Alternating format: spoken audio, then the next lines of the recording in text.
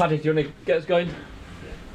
You just thought he was on there in the second half, for most of that second half. Very, very pleased with that fight, mate. I didn't think it was on in the first half. But second half, what a contrast in two halves. And I've asked the players the question after the game, was it attitude or system? And I think it was a little bit of both, to be honest. But when you give a team like Chelsea a goal start after 2 minutes from a set piece, all that enthusiasm and confidence you have in the dressing room and the supporters have, and the excitement about going into the game, it's like sticking a pin in a balloon after 2 minutes.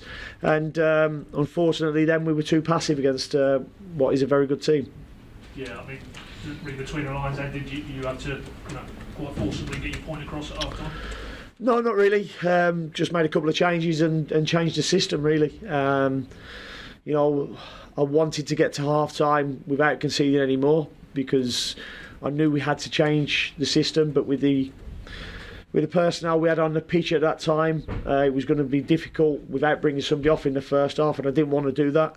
But I thought we managed to do that, and second half we played how we want to play, how the players want to play, our supporters want us to play, how I want them to play, which is being hard to beat, but also being on the front foot and actually getting people's faces and making tackles and sticking them on the backside sometimes. And first half we didn't do that.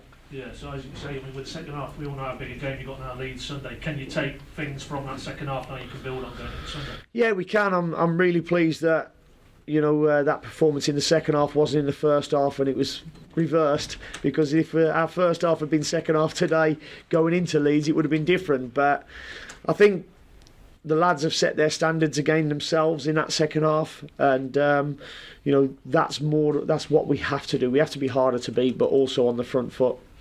Two more from me. I know you said the goals you concede from corners, they are all unique in their own way, but is it a frustration now? Because again, as you've touched on already, that first one, it's a massive frustration. I look at the goal and Sarge is marking Chalobah the wrong side. Tim then has to get involved with the two of them, and he's got no time to react. And our zonal players who are there to go and attack it don't go and attack it. So it's a real soft goal after 2 minutes. And if I'm being honest, I think the first four corners they won the first contact, and that's not good enough at this level. Final one, no Sam Byronson, or can you tell us anything? Yeah, no, he was just fatigued. He'd played 2 games in 3 or 4 days, so he had a little bit of fatigue. So he'll be available for Sunday. Cheers. Gary. You're playing the European champions, a good team in good form as well. Any little bit of hope, I'm sure you would have taken. Were you hoping that everything that happened today off the pitch with Chelsea would have affected their performance, or in a way were you not surprised that they dug in and made some work? No, they're footballers. They're not politicians. And Thomas is a football head coach like I am, not a politician.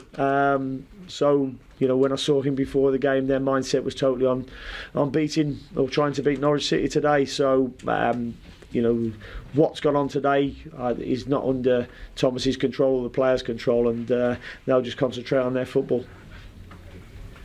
Anybody else? Nope. Lovely. Thank you. Thanks, everybody. I bet Thomas had a few more.